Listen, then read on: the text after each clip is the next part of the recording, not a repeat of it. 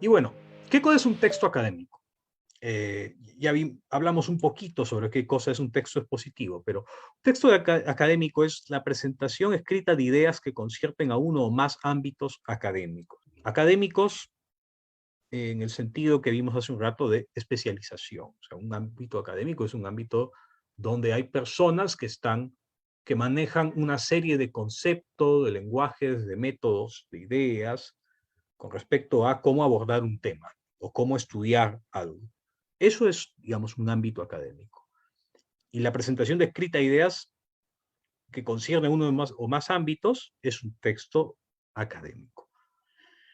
El texto producido está dirigido a los especialistas de dichos ámbitos. Es decir, ustedes, si hacen un texto académico, no se tienen que preocupar tanto, aunque no está mal preocuparse un poco, porque los lean alguien que esté fuera de ese ámbito. Igual es recomendable tratar de escribir para que te entiendan cuantas más personas puedan, pero hay que hacer una especie de sacrificio o compromiso de la generalidad, de la claridad que pueda tener el texto para todo el mundo, de la inteligibilidad, de la comprensión que pueda tener cualquier persona del texto, versus la necesidad de transmitir los conceptos de la manera más exacta posible. Y para eso uno tiene que usar los tecnicismos, que es el aspecto más complicado al momento de hablar de la redacción académica, porque uno no siempre sabe cuándo debe utilizar un tecnicismo y cuándo no. Ahora vamos a hablar un poquito no de los tecnicismos en particular, pero de,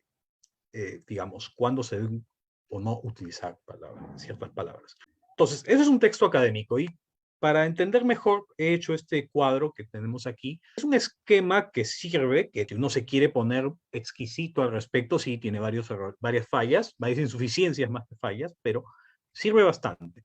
Primero podemos dividir la escritura en dos tipos, la que es literaria y la que es expositiva. Hace un momento dije, la literaria tiene más el fin de embelezar, entretener, digamos, darnos a producirnos un placer, ¿verdad? Mientras que la expositiva tiene como propósito comunicar una idea, no necesariamente una idea verdadera, pero comunicar, la idea, entender lo que hacer que alguien entienda algo que tú estás queriendo comunicar.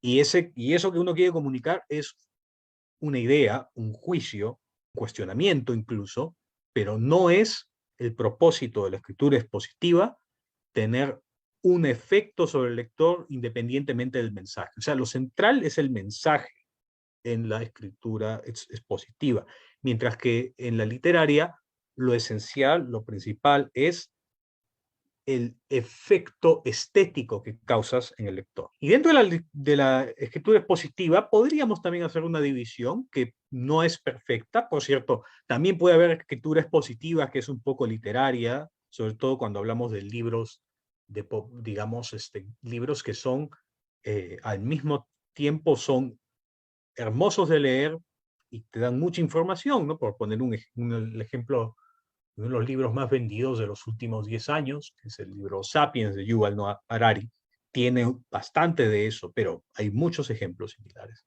Dentro de la lectura expositiva, tenemos la escritura expositiva, tenemos la divulgativa y la académica. Y hay un continuo también entre ambas, ¿no? O sea, no toda lectura, hay escrituras que es divulgativa y académica. Y bueno, ¿cuál es la idea de la divulgativa? Que sea entendible por la mayor cantidad de gente que puedas.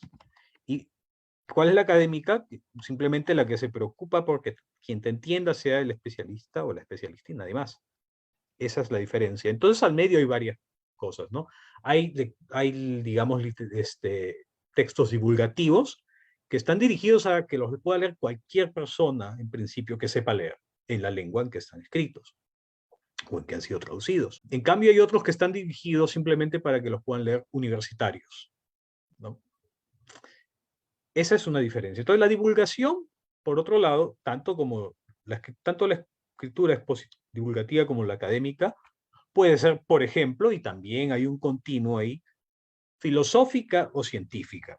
¿Por qué establezco estas dos categorías? La escritura de ideas, centrándonos en la parte académica, de ideas científicas tienen a menudo un esquema hay una estandarización, si se quiere, sobre cómo se debe escribir, al menos para ciertos dominios, en particular la presentación de hallazgos. En cambio, en el caso de la filosofía, no existe un esquema, una estandarización de cómo se deben presentar ideas, sino a grandes rasgos. Y no necesariamente es que deba haberlo. O sea, no estoy diciendo aquí que la filosofía sea algo especial, que no deba tener rigurosidad. No, lo que estoy diciendo básicamente es que no solamente la filosofía, sino que en este ámbito también se puede incluir las grandes especulaciones que muchos científicos hacen y publican en la forma de libros, por ejemplo. No necesariamente existe un esquema para presentar eso de manera general, porque a menudo la argumentación que se da en estos ámbitos no es tan, digamos, general, no es, perdón, tan esquemática. Entonces hay que tener en cuenta también eso. Y bueno, ya hablando de un texto científico, tenemos que hay cuatro elementos secuenciales que debemos considerar.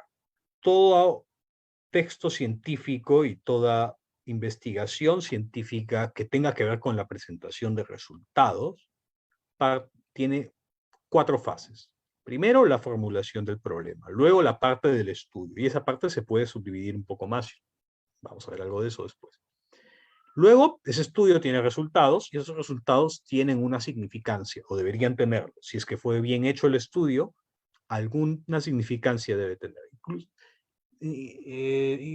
Incluso si la significancia es que estos resultados no corroboran la hipótesis o la teoría que estábamos pensando que teníamos, que podía ser cierta.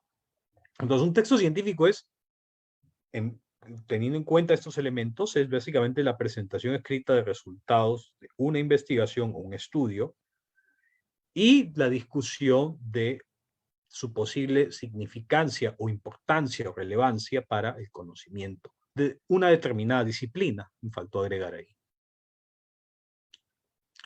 Y básicamente cómo se presenta en la ciencia o en realidad en cualquier área académica una idea o un resultado.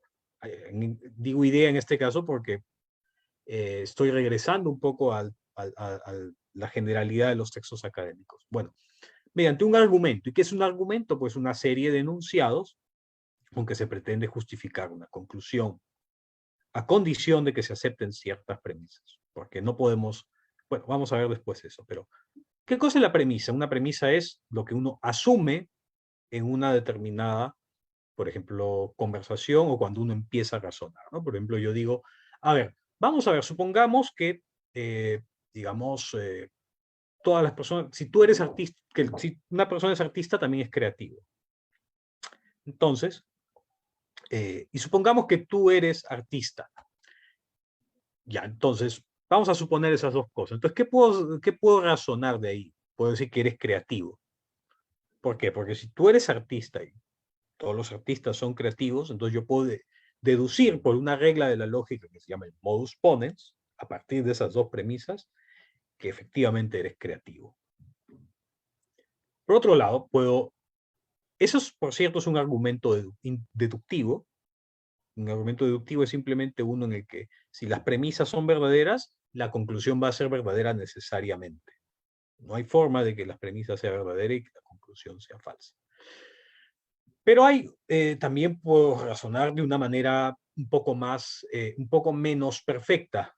Puedo hacer argumentos no que establezcan con necesidad su conclusión, sino que la establezcan con cierta probabilidad. Entonces, si yo tengo las premisas de que hay una gran cantidad de cisnes, el cisne número 1, 2, 3, etcétera, por ejemplo, 100, 1000 cisnes son de color blanco, entonces puedo suponer como conclusión, al menos por el momento, que todos los cisnes son blancos.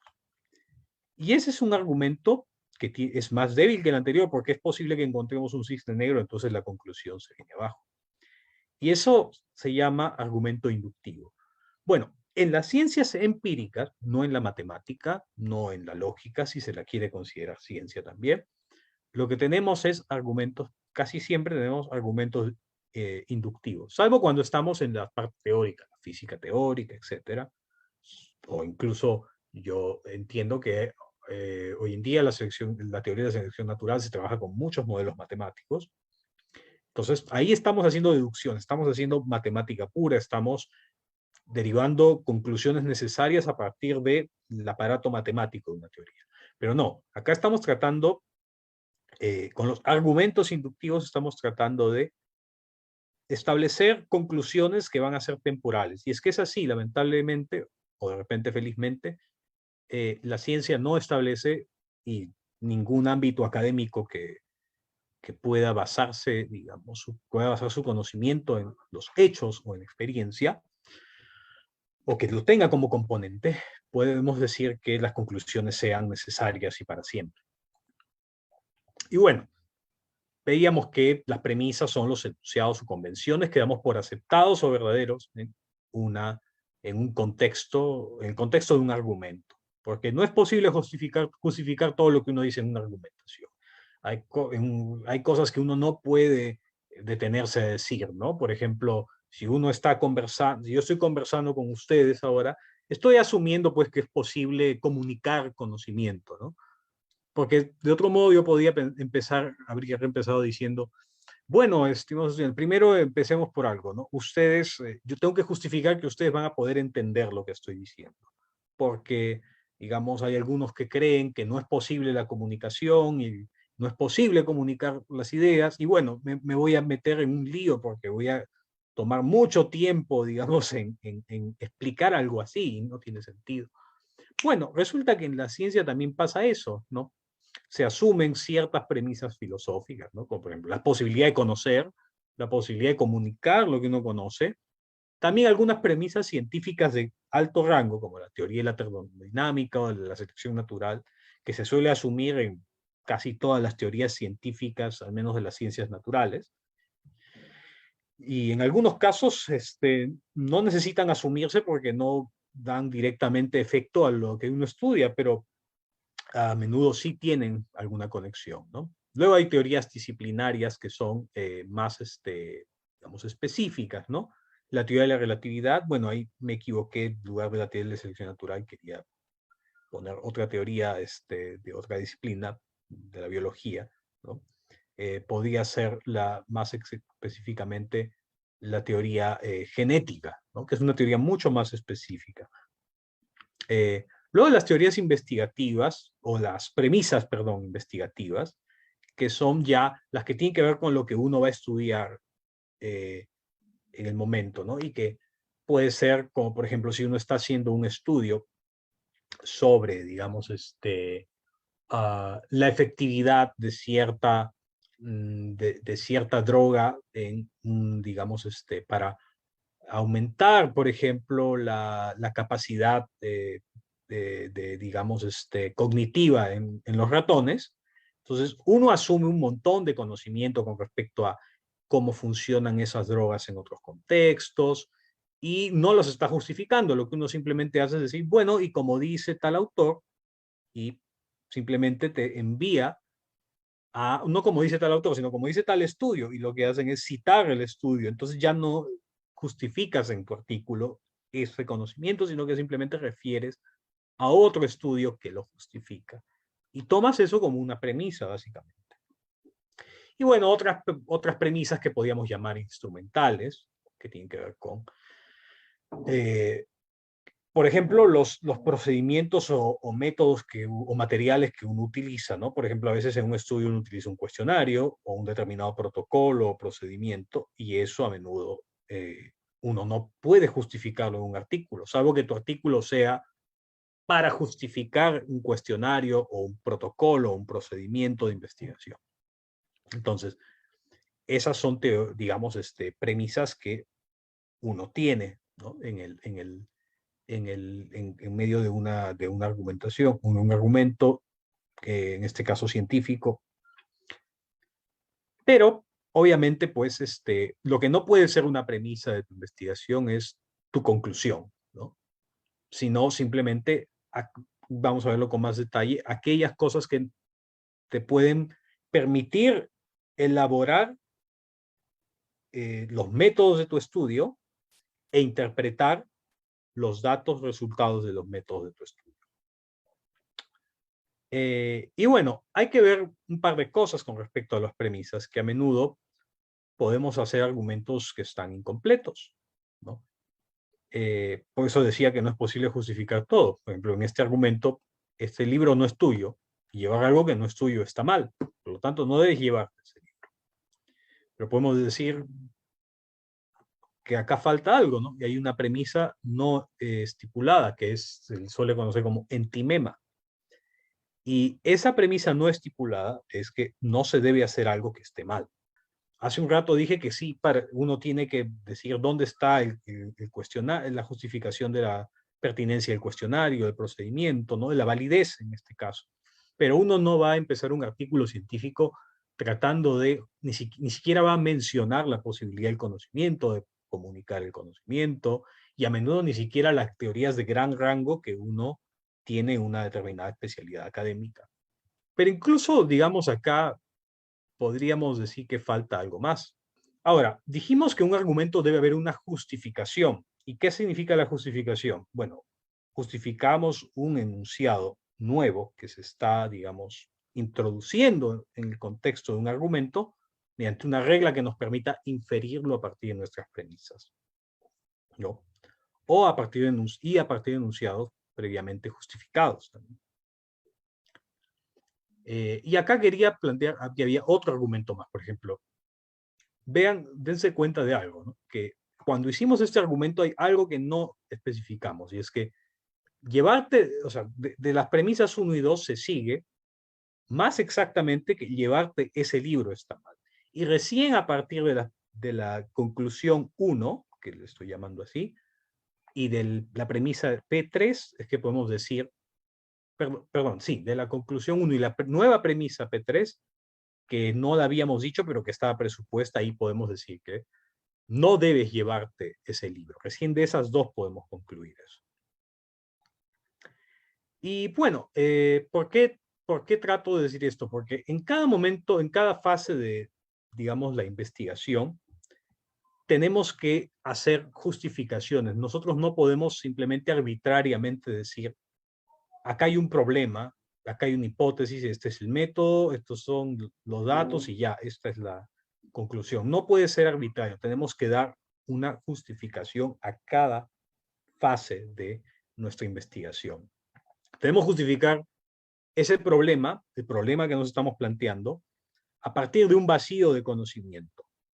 Y no porque no sea interesante investigar cualquier cosa, sino porque a veces uno se puede plantear problemas que no tienen, digamos, ninguna conexión con el conocimiento científico. Uno puede decir, ¿y por qué hay, digamos, plantas de color rojo? No podría decir.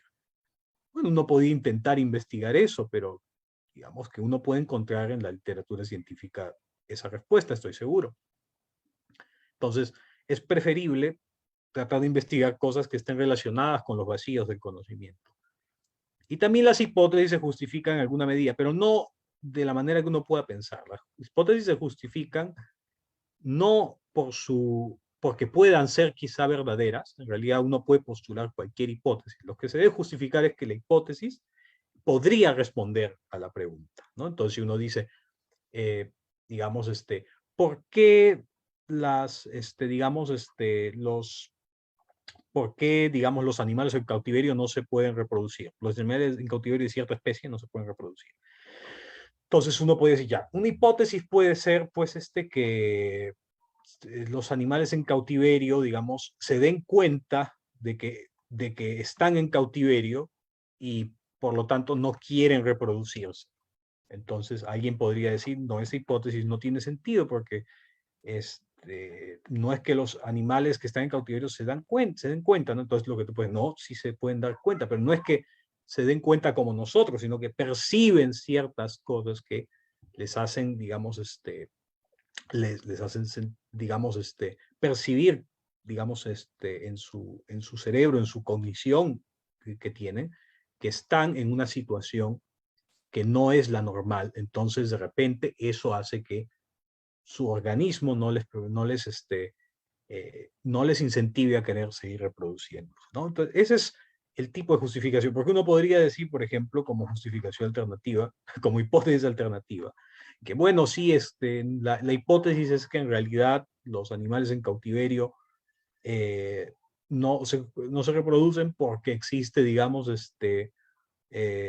porque, digamos, Dios lo prohíbe, por ejemplo, ¿no? Y entonces esa hipótesis, bueno, no, ni siquiera se podría contrastar mediante un método, pero igual no es pertinente ni siquiera, porque, digamos, no hay forma de, no hay para empezar forma en que la ciencia pueda tratar de contrastar ese esa respuesta, ¿no? Eh, y bueno, también cuando uno hace la estrategia, tiene que justificar qué métodos podrían ayudarte a responder a esa hipótesis. Uno tiene que, después de la ejecución, cuando uno pasa los resultados, tiene que justificar en alguna medida por qué el estudio arroja ciertos resultados. Ahí uno tiene que explicar qué métodos utilizó, etcétera, qué tipo de signos aparecieron en los instrumentos y cómo convirtieron esas lecturas en cantidades, por ejemplo, o en, digamos, en ciertos conceptos, ¿no? Y luego en la parte del análisis lo que uno hace es justificar por qué ese resultado, en qué medida ese resultado responde a la pregunta del problema que nos habíamos planteado, o en qué medida no lo hace, cómo se compara con nuestras soluciones. Y todo eso reporta en la significancia que tiene el estudio para el conocimiento.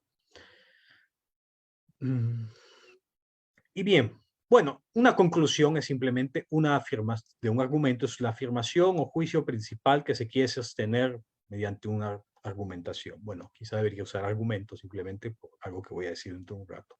Pero, digamos, normalmente hay una sola conclusión, que es el juicio principal, pero a veces se puede obtener más de una conclusión, ¿no? Por ejemplo, en un estudio mismo, ¿no? Cuando se habla de la significancia de los resultados, se plantean una o varias conclusiones principales, pero a veces se plantean también algunos comentarios adicionales, ¿no? Como podría sugerir la posibilidad de que, digamos, el efecto de, por ejemplo, de cierta droga en los, digamos, en ciertas especies, además del resultado que se buscaba, que se esperaba, por ejemplo, el aumento de la fertilidad entre especies en cautiverios, se podía, digamos, plantear un estudio sobre cómo una droga influye en hacer que estas especies sean más fértiles. Bueno, además de poder deducir, por ejemplo, que a partir de los datos en el análisis que sí efectivamente tiene un efecto positivo, uno podría también decir cosas como, bueno, y además vemos que podría tener también efectos similares en una especie parecida, ¿no? Pero eso no es una conclusión principal del estudio, eso es otro tipo de juicio adicional y que debe ser tomado con menor seriedad, es una sugerencia antes que una conclusión, pero en alguna medida también es una conclusión, solo que más débil y de menor importancia con respecto al resto de estudios. Por ejemplo, una conclusión adicional a la que estamos planteando, ¿no? Aparte de la C1, que es la que nos conectó con la principal, es la C2, que es nadie debería llevarse ese libro, o sea, el libro que no es uno propio, a menos que sea su dueño, ¿no? Y bueno, decíamos que, y ya para terminar es la exposición de este módulo, que un texto científico es la presentación escrita de los resultados de una investigación y discusión de la posible significancia para el conocimiento. Entonces, había 4 fases: problema, estudio, resultados y significancia. Y esto tiene que ver un poco con el esquema IMRID, corresponde a la introducción, donde se presenta el problema y se justifica su importancia para el conocimiento; los métodos y materiales, que es donde se explica cómo se va a llevar a cabo el estudio, con qué materiales, cuál es la forma en que vamos a extraer la información. Luego la parte de resultados, que reporta los resultados tales cuales, y luego la discusión, donde tratamos de plantear, discutir cuál es la significancia de esos resultados para responder la pregunta y para el conocimiento en general.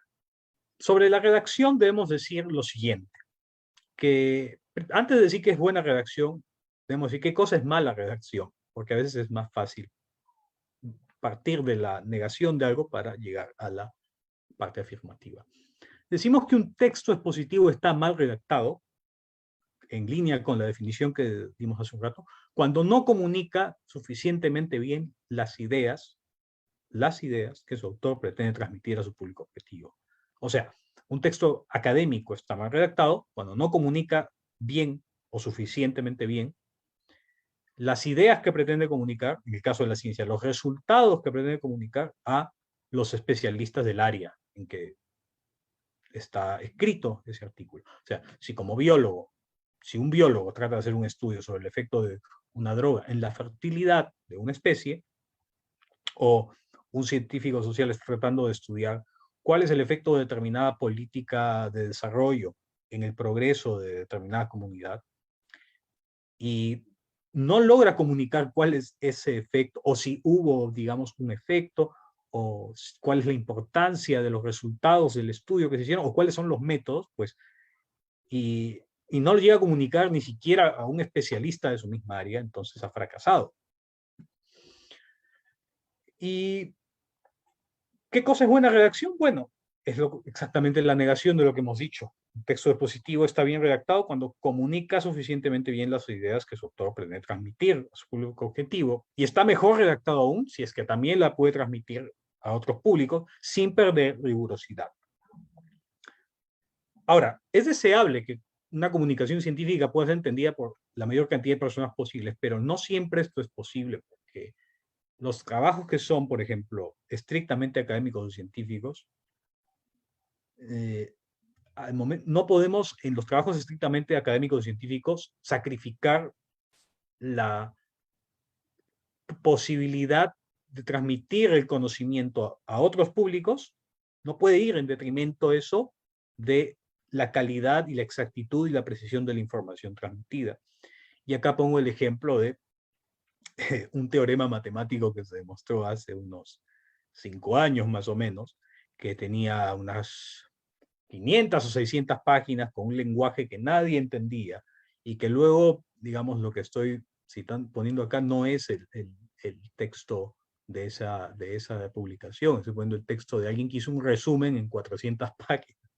Y más que un resumen, es una introducción, perdón, para poder entender el lenguaje en el que escribió esa persona.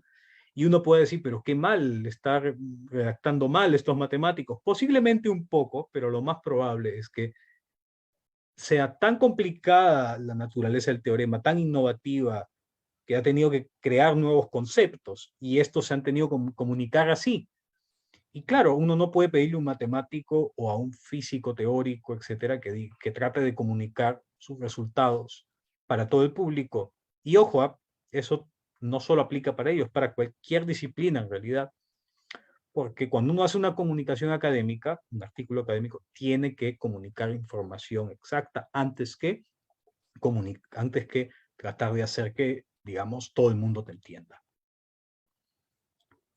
Entonces, ¿y qué cosa es buena? Normalmente, ¿qué se debe hacer para comunicar bien? Bueno, se debe hablar en la versión estándar de una lengua. El castellano tenemos en parte la suerte, pero en parte la mala suerte de que nos entendemos muy bien los hablantes de castellano de muchas zonas. No hay una variedad dialectal tan grande como en otras lenguas, como por ejemplo el alemán o el italiano, aunque el italiano es un poco más complicado, donde a veces los hablantes de regiones contiguas, o sea, cercanas, no se entienden entre ellos.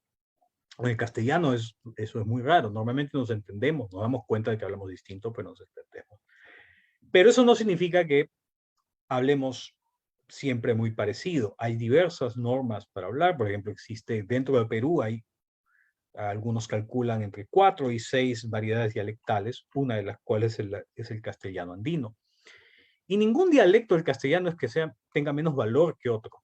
O sea, mucha gente a veces dice qué mal habla tal persona, ¿no? A veces, por ejemplo, pueden decir eso de algunos políticos, por ejemplo, ¿no? Sin defender a ninguno de ellos, por cierto, pero uno puede decir qué mal habla esta persona, el castellano. No, lo habla bien, pero con una norma distinta, ¿no? Y algunos dicen otras cosas que me parecen más extrañas, que no, es que él habla así porque tiene interferencia con su lengua nativa, que es el quechua. Y en realidad tampoco es que sea así, es que cuando una lengua se expande por ciertas zonas, adquiere otras características. Pero entonces uno podría preguntarse ya, si Luis, si tú defiendes que todas las lenguas tienen, todas las versiones de una lengua tienen validez, todos los dialectos tienen validez, ¿por qué no escribí cada quien en su dialecto y punto? Bueno, porque necesitamos que sea entendible la comunicación, que sea fácil de leer, además de entendible. Y claro, una cosa es el discurso oral donde nos ayudamos con gestos y nos entendemos bien, pero el discurso escrito eso no es tan fácil. Y necesitamos un registro común que se conserve relativamente estable a través del tiempo y que además pueda ser fácilmente leído en el caso de la escritura académica, ojo, no en la literatura, no en los libros de divulgación necesariamente, sino en la literatura académica, científica y filosófica también en realidad, para que nos puedan entender incluso hablantes de otras lenguas, porque hay muchos estudios que hay ciertas áreas donde se publican estudios principalmente en castellano, sobre todo los estudios que tienen que ver con Latinoamérica. Entonces, es una cortesía con los que quieren investigar desde otros países y que su dominio del castellano, su castellano no es nativo, pues tratar de hablar en la versión más o menos parecida a la que les enseñan en las academias o en la que pueden estudiar en un manual de aprendizaje del castellano. Y vamos a aprender un poco eso. Me estoy basando a lo largo de todo este curso, básicamente en 4 textos, que son el de Fernando Ávila, Cómo se escribe, uno que es el principal, digamos, referente, que es el de Barbara Gatzel y Robert Day, que es How to Write and Publish a Scientific Paper, de la 8ª edición de 2016. Hay un texto, el siguiente texto lo uso menos, que es de Francisco Moreno y otros, que es cómo escribir textos académicos en normas internacionales. En todo caso, lo recomiendo para quien quiera revisar las normas específicas APA, Vancouver, etc. Y otro texto que no voy a usar mucho, pero que sí recomiendo bastante leer, es el de Graciela Reyes, Cómo escribir bien en español, porque es un texto que te da una idea general de cómo escribir en cualquier ámbito y no tiene pierdes, una forma incluso de... Algunas de las cosas que digo acá no necesariamente se condicen con lo que ella dice, porque estoy tratando de aterrizarlo al campo de la ciencia. Pero bueno. Y bueno, también hay un par de recursos interesantes que son los diccionarios de sinónimos de Word Reference. No es que yo recomiende tratar de usar sinónimos a cada rato, pero cuando uno los necesita, lo puede buscar muchos ahí. Y un canal de YouTube y página web muy interesante, que es el Blog de Lengua, que recomiendo que se suscriban. Es, digamos, el mejor blog que he encontrado para aprender a escribir bien en castellano.